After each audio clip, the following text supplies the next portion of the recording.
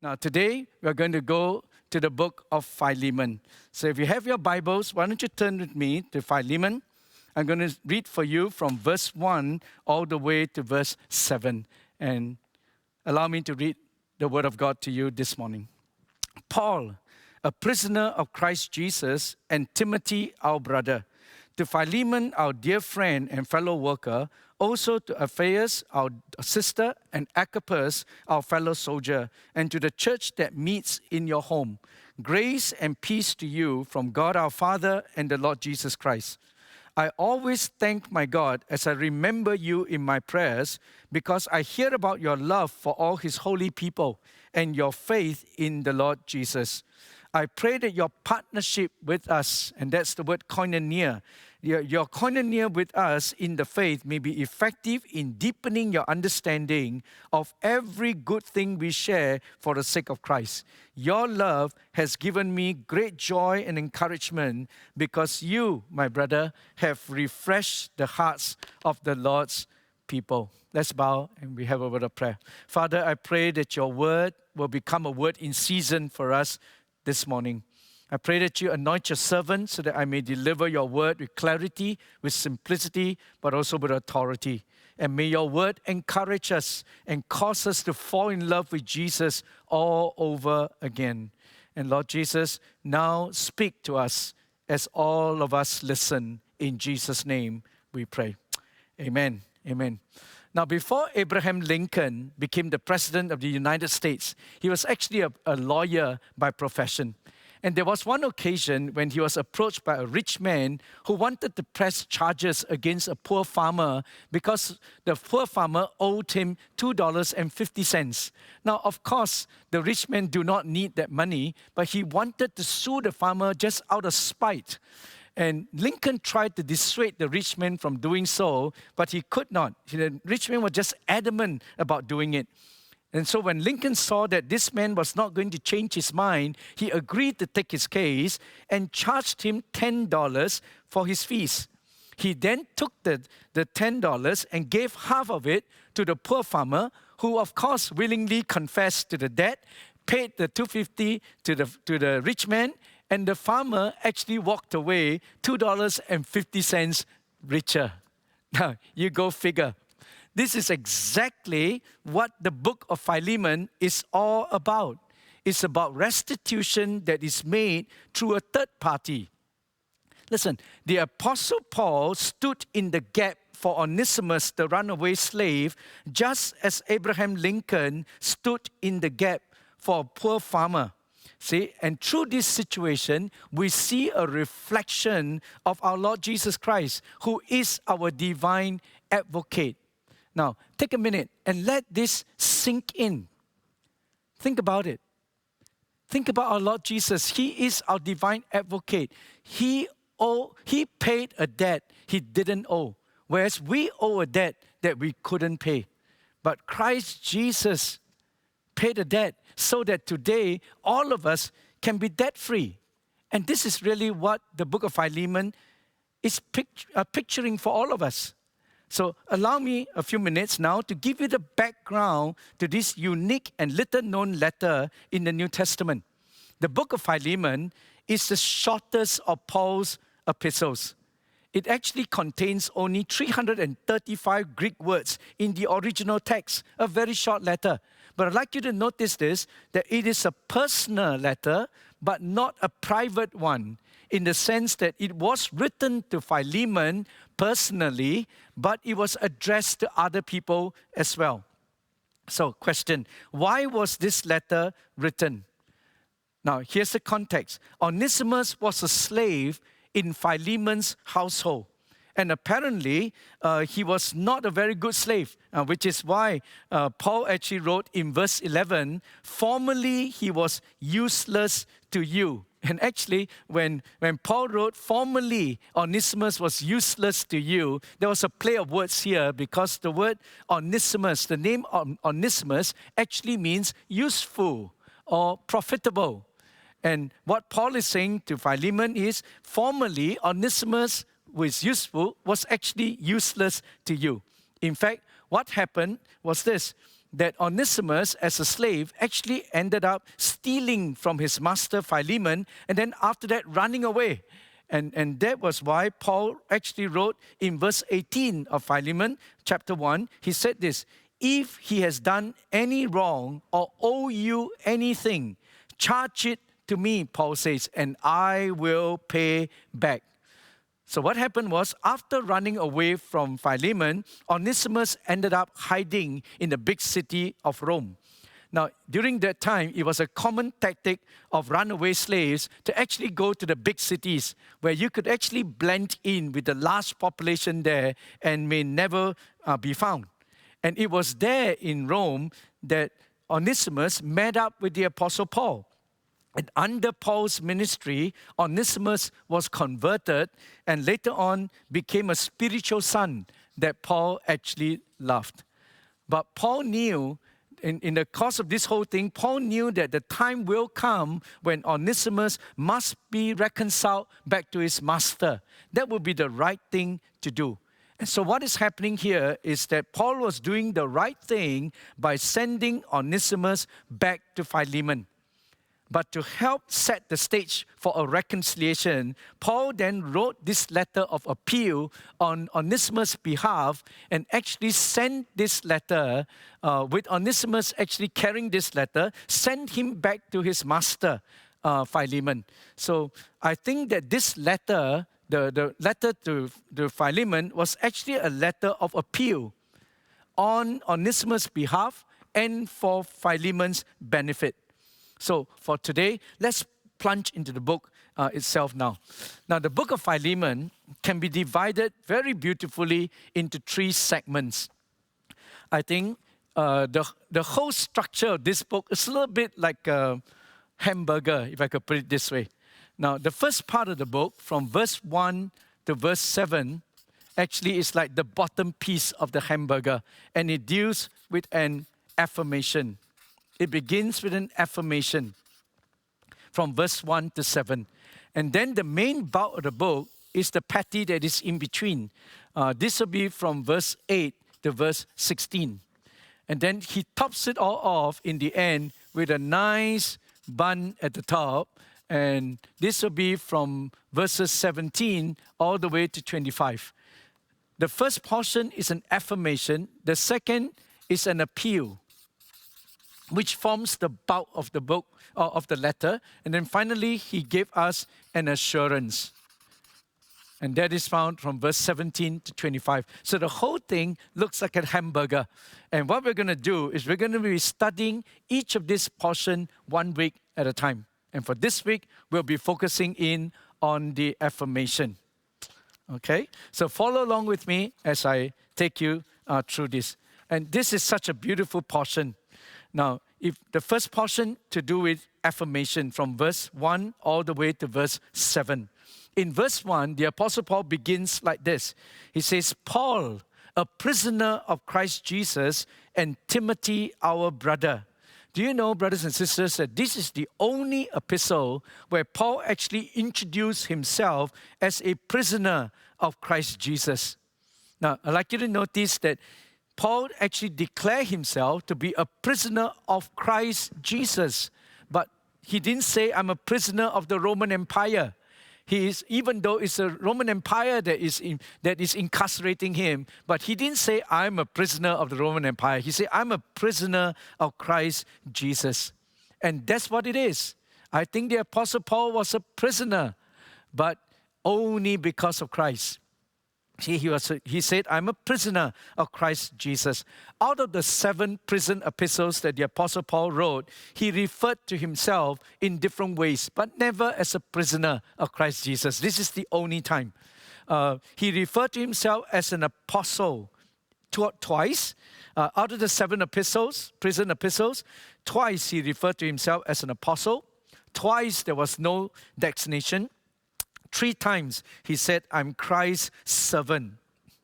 Okay, but only in the book of Philemon, he said, "I'm a prisoner of Christ Jesus." And it's interesting that throughout this epistle, Paul actually referred to his incarceration at least 4 times. referred to himself as a prisoner 4 times. I think he is subtly kind of reminding Philemon of his sufferings. Okay? And let me first tell you where they are found. In verse 1, he referred to himself, Paul, a prisoner of Christ Jesus. And then in verse 9, he says, I then, as Paul, an old man. Look at all the pictures that really tugs at the heart.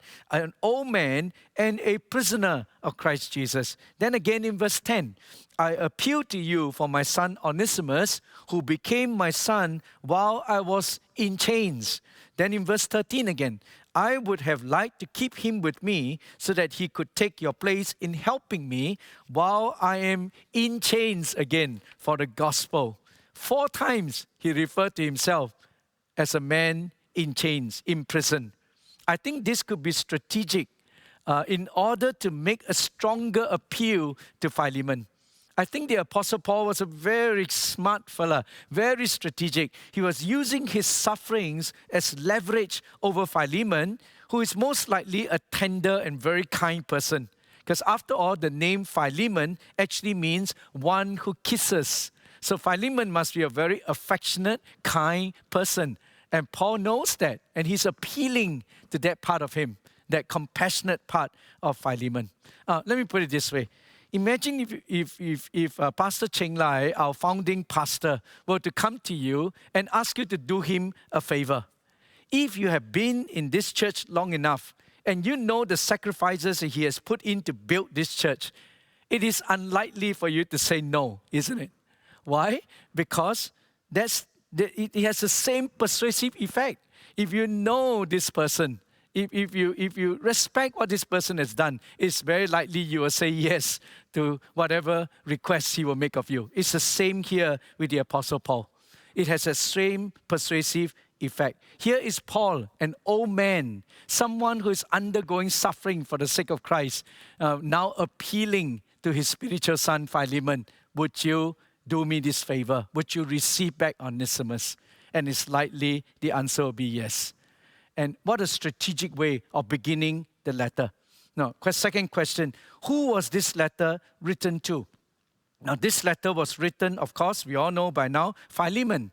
Who is Philemon? I think he's a well-to-do Christian at that time who loves the Lord, someone who loves his church. So much so that he even made his own home available for the church to meet. So if we look at verse 1, it informs us that it was the church that meets in your home. So in other words, Philemon was actually the host of an early church. It was very common during that time, brothers and sisters, for churches to meet in homes. In fact, until AD 200, it was like that. It was only after the 3rd century AD did churches start to meet in separate buildings. See, and the Apostle Paul addressed Philemon as a dear friend and a fellow worker. And this communicates the great love and respect that Paul has towards Philemon. Now, notice also that even though it was a personal letter to Philemon, it was not private in the sense that there were others that were addressed in this letter. The letter was also addressed to Apphaius, our sister, and Archippus, our fellow soldier. Now, Apphia is most likely the wife of Philemon. And I believe that she was personally addressed partly because culturally, when it comes to slaves, the wife are usually the one in charge. Okay, it's usually the wives who actually look after the slaves in the house. And that's why, since this matter has to do with a runaway slave, she was personally addressed. And then Archippus is also likely to be Philemon's son and possibly the pastor of the church in Colossae. How do we know that? It's because Colossians chapter 4 verse 17 has a verse that says, "Tell Archippus, see to it that you complete the work that you have received in the Lord." In other words, Archippus was very likely the pastor of the church in Colossae, and Paul wanted him to complete and to do his ministry well. So with that as a backdrop, we can now dive into the affirmation, which you will find in verses 4 to verse 7. Now, notice here that the Apostle Paul began by affirming Philemon of 2 specific areas in his life. And it is my dream and my prayer that these 2 same areas God will be able to find in our church. The same affirmation that he gave to Philemon, he would also be able to give it to us as a congregation. What are these two areas? They are basically his faith in the Lord and his love for the saints. His faith in the Lord and his love for God's people. And then you find in verse 6 and 7, Paul then goes on to describe the quality of Philemon's faith and love in the form of a prayer. And in this prayer, he outlined two key affirmations. And here they are. And this is my dream for our church. As we go through this season and as we continue in our discipleship journey, that these two areas will be something that the Lord can affirm in all of us. What are they? Number one, active faith. Active faith. If you can turn to someone sitting next to you in your home, in your living room, just tell them, active faith. And that's what it is. If you look at verse 6, listen to what Paul prayed. He says, I pray that your partnership with us in the faith may be effective in deepening your understanding of every good thing we share for the sake of Christ. That word partnership, there are two key words there. One is partnership, and that's where we get the Greek word koinonia. This word literally means participation or sharing or fellowship. And then he goes on to talk about understanding, and that's where we get the word epinose. And this is a term that is used to refer to the knowledge of things ethical and divine. So it's not just about common knowledge of stuff, but he's talking about a knowledge of the divine things, of ethical, divine things. In other words, the more we participate, the more we live out our faith, the more we share our faith, the more we will understand and really know the divine riches that are ours in Christ Jesus. Now, don't miss this, brothers and sisters. What Paul is teaching us here is this. The more we actually participate in our faith, the more we lift out our faith, the more we actively share our faith, the more we will understand and know the divine riches that are ours in Christ Jesus. The New King James Version translates verse 6 as this, that the sharing of your faith may become effective by the acknowledgement of every good thing which is in you in Christ Jesus. So listen, brothers and sisters, don't miss this. Faith that is actively shared and intentionally lived out is faith that pleases God. What kind of faith brings pleasure to the heart of God? It is faith that is actively lived out. It is faith that is proactively shared.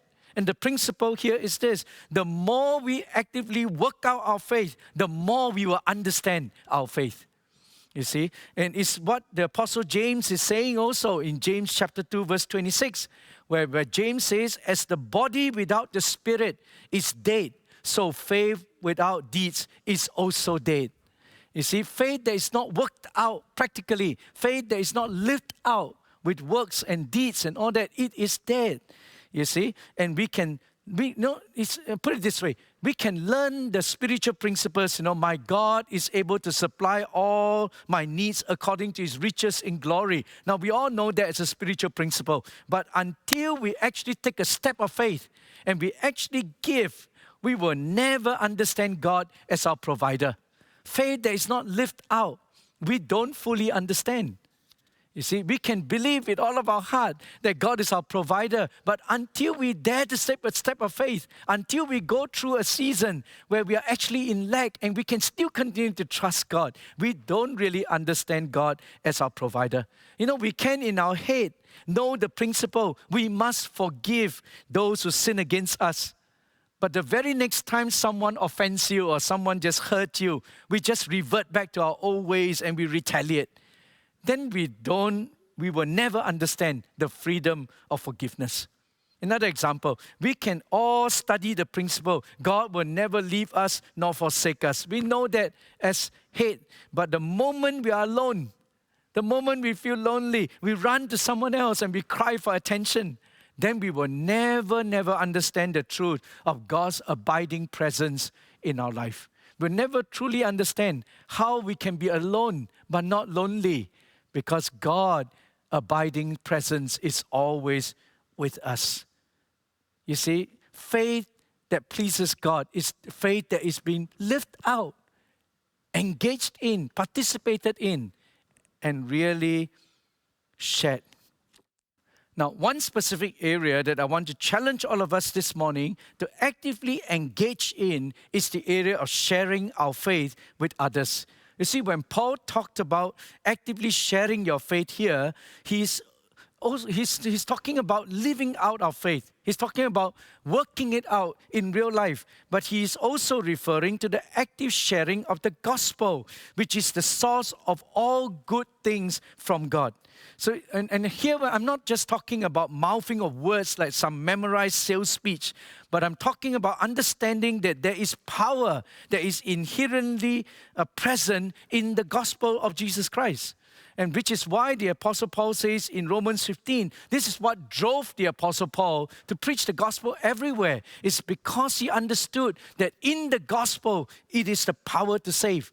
Now listen to what Paul says in Romans 15, verse 18 and 19. He says, I will not venture to speak of anything except what Christ has accomplished through me in leading the Gentiles to obey God by what I've said and done, by the power of signs and wonders, through the power of the Holy Spirit. So from Jerusalem all the way around to Illyricum, I have fully proclaimed the gospel of Christ. You know, the Apostle Paul is driven by this knowledge that there is power in the gospel, and he preached it everywhere he went. There is so much power in the gospel that the Apostle Paul himself also said in Romans 1:16, for I am not ashamed of the gospel, because it is the power of God to bring salvation to everyone who believes, first to the Jews and then to the Gentiles. I think about how important it is at this point, particularly during this season when there's so much uncertainties and so much fears, you know, there's going on in our society, how important it is for us to actually proactively share the gospel. I think about one of our leaders right here in FCC who is sending our live stream links to her pre-believing family in Malaysia. And she's reporting to us that more and more of her family members are coming in to listen and to watch our live stream. You see, this is active faith at work. See, I remember another sister actually having a telephone conversation with a workmate on work-related matters. But the conversation after a while turned to COVID-19, and the workmate wanted to know what is her view with regards to this crisis. And she ended up just sharing out of her family devotion, something that she was preparing to share with the family. She shared it with the workmate. And the long and short of it was, in the end, she actually led the workmate to Christ over the phone. But brothers and sisters, this is the power of the gospel at work. There is power in the gospel, and it is worth sharing here, there, and everywhere. And you know what? The more we actively share our faith, the fuller is our understanding of every good thing that we have gained in Christ. So the picture is this: the more you share, the more you understand. The more you live it out, the more you understand. And the more you understand, the more you want to live it out, the more you want to share. And it becomes a beautiful cycle that brings life everywhere. And I've actually discovered that those who actively share the gospel with others will get even more excited to keep sharing, because they get to see the power of the gospel at work to transform people's life. So the more they share, the more they see. The more they see, the more they are convinced that there is power in the gospel of our Lord Jesus Christ. There is power in this glorious gospel. So the more we live it out, the more we experience it, the more convinced we are of the power that we have in the Word of God. And the more we share with others, the more we see the effects of it happening in other people's life. So here's my point. Like Philemon, may all of us in FCC practice active faith. Faith that is intentionally lived out, and faith that is proactively shared. And then we can let the world see and experience the power of the glorious gospel of Jesus Christ. This is a good point for you to go to the comment section and say amen. And I think this is what it's all about. Active faith, number one. May God look into our church, look into our connect groups, and be able to say, I commend you for having active faith. Here's the other thing. The second affirmation is about refreshing love. You find this in verse 7. Your love has given me great joy and encouragement because you, brother, have refreshed the hearts of the saints. What a beautiful verse. The love that pleases God is one that is others-centered. The faith that pleases God is one that is lived out. But the love that pleases God is one that is others-centered. This is the type of love that brings delight to the heart of God and refreshing to the hearts of men. Now, what does it mean when Paul says, you have refreshed my heart? The word refresh in the Greek is the word anapao, from where we get the phrase to give rest. To refresh means to give rest. So it gives us an agricultural picture of a land that is given rest by sowing light crops on it. Okay, so it is a Jewish practice that every 7 years the land will be given a time of rest. And this is the point when they will actually sow light crops on it and give the land a time of rest. Now, other biblical usage includes Romans chapter 15, verse 32, where it says, so that by God's will, I may come to you with joy and together with you be refreshed, or be anapao, be refreshed. Now here, the Apostle Paul implies that true refreshment comes from one saint to another as they enjoy one another's company. Okay, so how do I refresh you? It's by spending time with you, and in our time of interaction, we refresh one another. Okay, and we see another example of this in 1 Corinthians 16, verse 17 to 18. Listen to this one. I was glad when Stephanas and Fortunatus and Achaicos arrived, because they have supplied what was lacking from you. For they refresh my spirit and yours also. Such men deserve recognition. Here in 1 Corinthians 16, Paul cited 3 brothers who came to him and as a result refreshed his spirit. Now, this also means that all of us need to be refreshed in our spirit every now and then.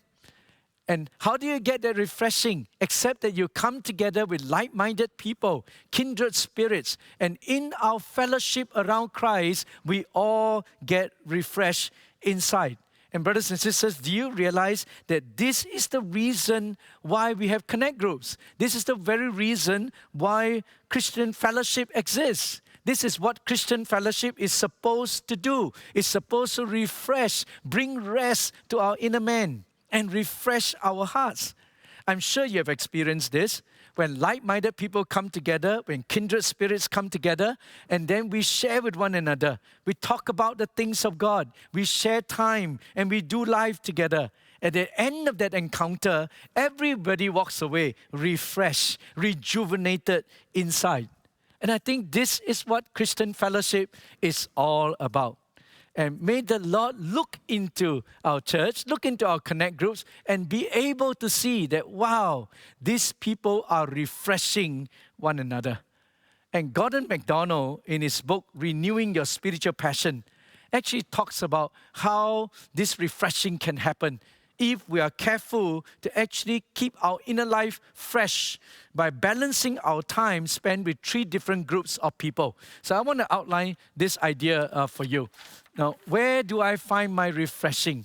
Now, there are 3 groups of people that we all can spend time with, okay? And Gordon MacDonald calls them, the first group, he calls them VDP, which actually stands for very draining people.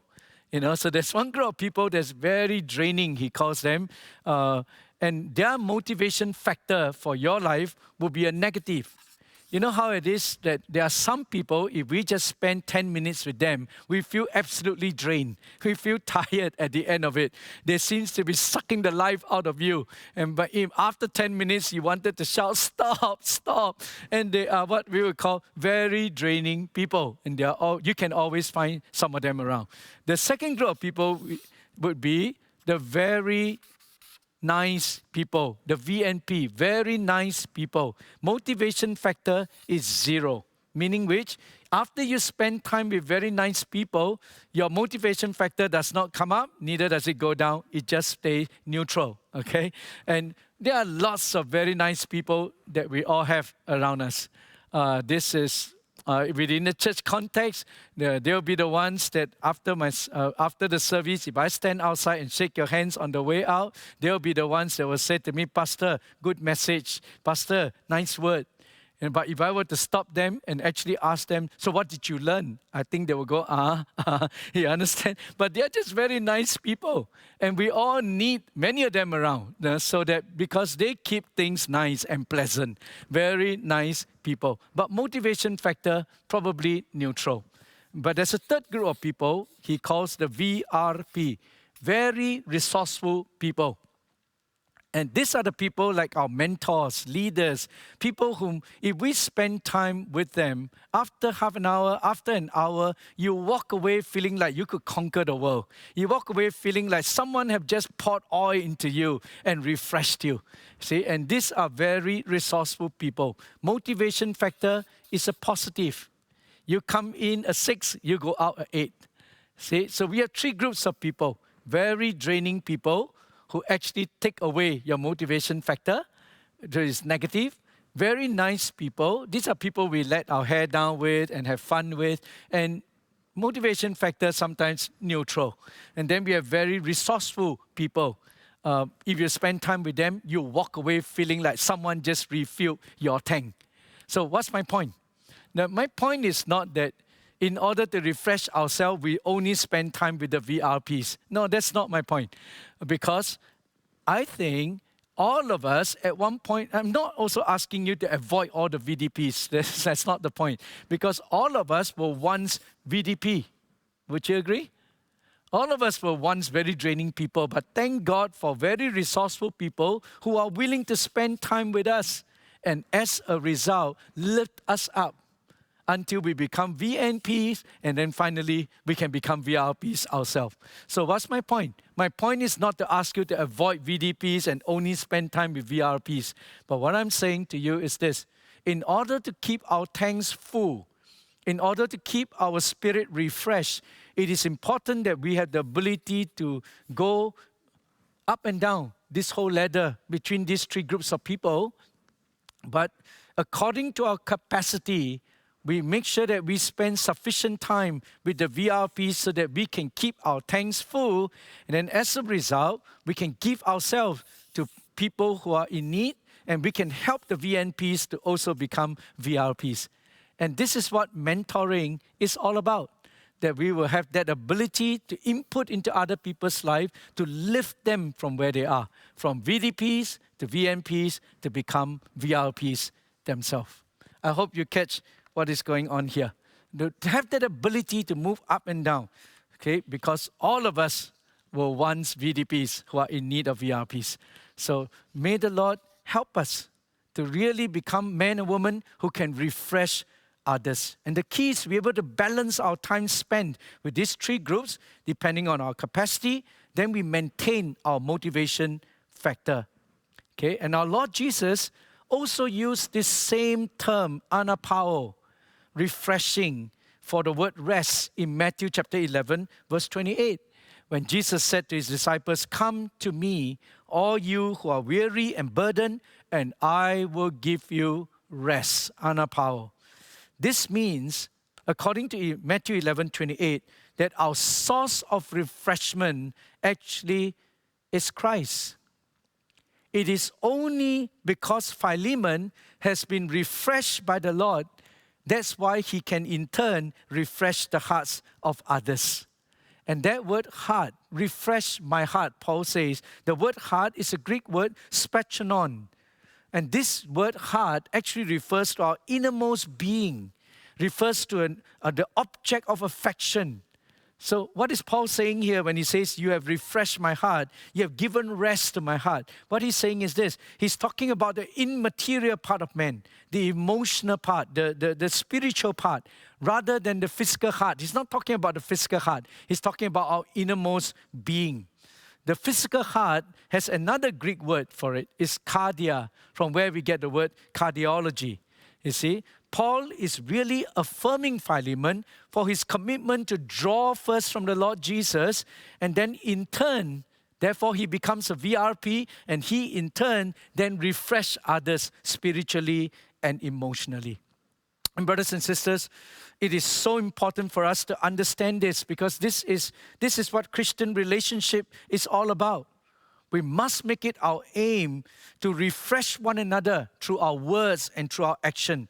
That when we meet, we don't just want to talk about foodie and food. We don't just want to talk about cricket and houses and stocks and bonds and shares, but we seek to refresh one another in the Spirit by sharing what God has deposited in us. And in this way, we refresh one another. In this way, we can rejuvenate one another.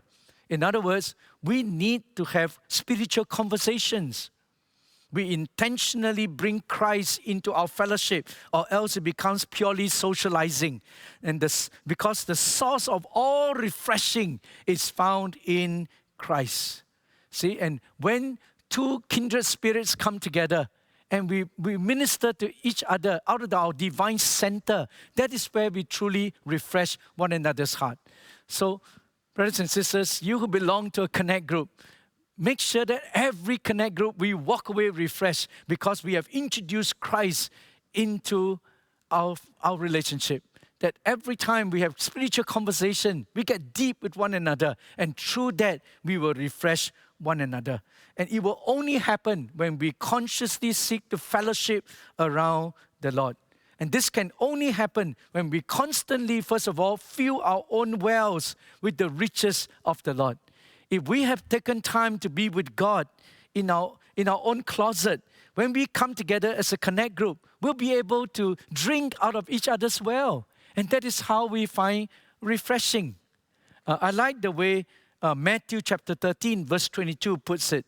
Jesus said to them, therefore, every teacher of the law who has been instructed about the kingdom of God is like the owner of a house who brings out of his storeroom new riches as well as old. Oh, what a beautiful picture of someone who is filling up his own storeroom with treasures, with riches.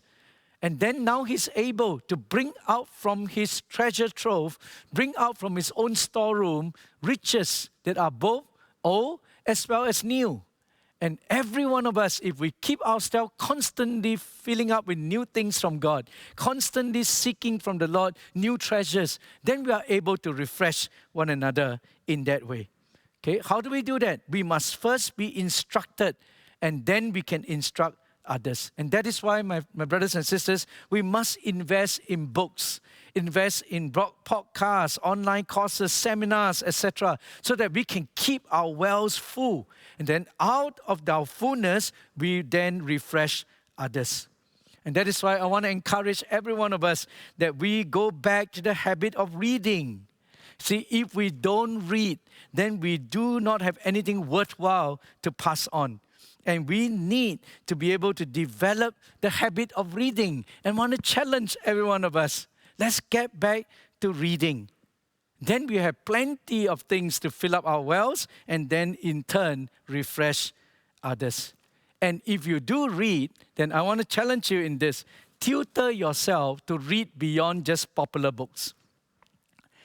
Can I challenge you with this? That you learn to exercise the mind to reflect on the deeper things of God. So I would challenge you, read the classics, read the Puritans. For a start, why don't you read the more contemplative authors? See, now generally, I would go to the popular authors, and we have many popular authors today, and they are all very good.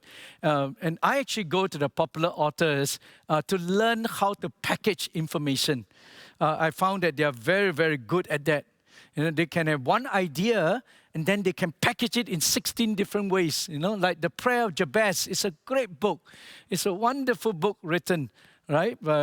And this book that analyzes the Prayer of Jabez is a fantastic book. And then they are so good at packaging it that they can actually repackage that idea into so many different forms. So now we have the Prayer of Jabez for men, the Prayer of Jabez for women, for children, for your dog, for your butler. You can have so many different packaging of the same idea, and it's amazing.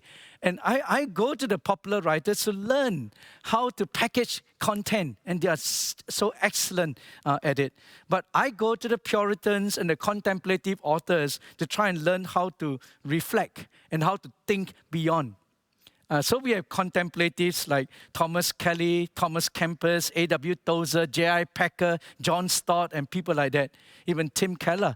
And by the time you finish reading, how do you know you're reading something really deep? It's by the time you finish paragraph 2, you have forgotten what paragraph 1 is all about. And then you have to reread it all over again. It's just deep.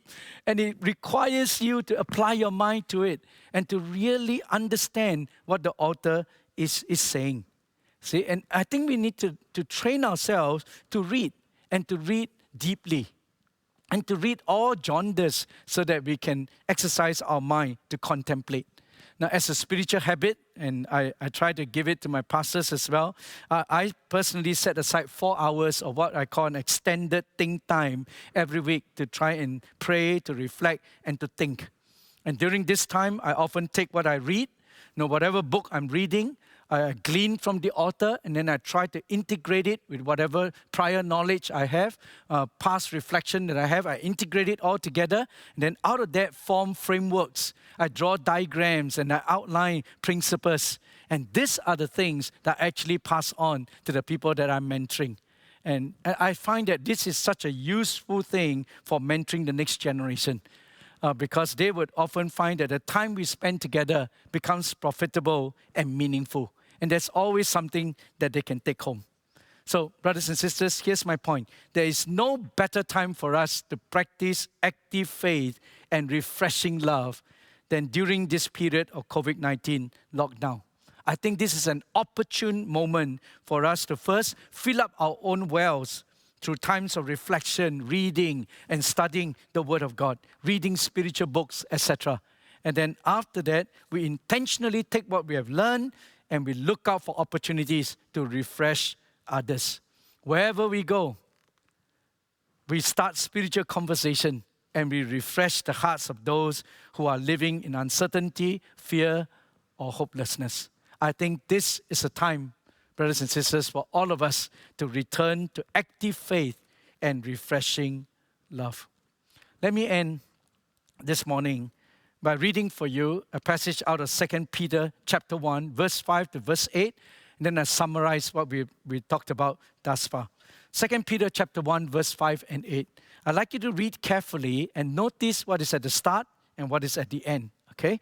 For this very reason, the Apostle Peter says, make every effort to add to your faith goodness, and to goodness knowledge, to knowledge self-control, to self-control perseverance, and to perseverance godliness, and to godliness brotherly kindness, and to brotherly kindness love.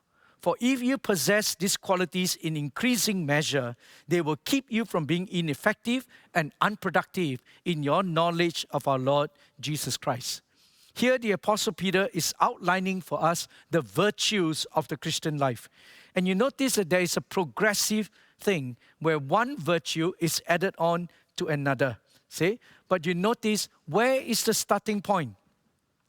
Look at the verse carefully. Where is the starting point? That's right. It starts with faith. Because in Christianity, everything begins with faith. See, Paul says, make every effort to add to your faith goodness and then other things, right? So everything starts with faith, okay? For without faith, it is impossible to please God. But notice where's the ending point. Faith, you add goodness. Goodness, you add knowledge. Knowledge, you add self-control. But what is the last thing? That's right, it's love. Love. It starts with faith and it ends with love. This means that when our faith is fully developed, when our faith is fully mature, it manifests itself as love. See, active faith will finally lead to refreshing love. And here's the key. If we want our faith to grow and to progress, we must put it into action. And that is the challenge that the Holy Spirit is placing before us in this first part of Philemon. And as we actively share and participate in our faith, like what Philemon did, our faith will grow.